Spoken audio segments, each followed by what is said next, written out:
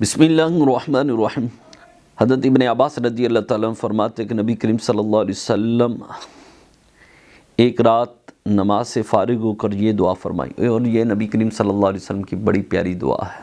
یہ ذہن میں رکھیے گا، ہر بندہ اس دعا کو ضرور پڑھا کرے۔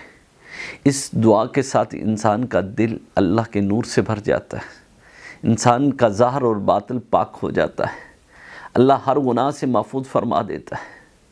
میرے لجپال کریم آقا کی دعا ہے نا، اللہ اکبر۔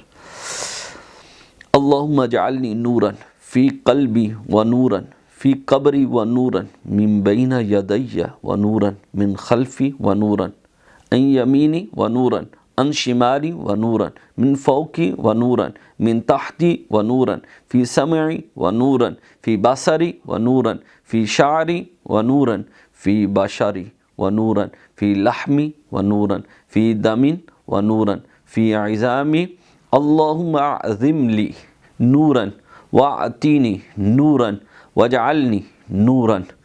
اور جو بھی شخص اس کا مطلب یہی کہ اللہ میرے لیے میرے دل کو نور کر دے، میری قبر کو نور کر دے، میرے آگے نور کر دے، میرے پیچھے نور کر دے، میرے دائیں نور کر دے، میرے بائیں نور کر دے، میرے اوپر نور کر دے، میرے نیچے نور کر دے، میرے کانوں میں نور کر دے، میری آنکھوں میں نور کر دے، میرے بالوں میں نور کر دے، میری جلد میں نور کر دے، میرے گوشت میں نور کر دے، میرے خون میں نور کر دے، میرے ہڈیوں میں نور کر دے۔ اللہ میرے لیے بہت ہی زیادہ نور کر دے، اور مجھے نور عطا فرما، اور مجھے نور کر رکھ۔ اب اس میں یہ میرا بھی عقیدہ کہ میرے آقا کی یہ دعا ہے، تو جب اللہ کی بارگاہ کے اندر اللہ کا محبوب دعا کر رہا ہو تو اللہ کیوں نہیں میرے اپنے محبوب کو نوراً علی نور فرما دے؟ کیا ہوں جی؟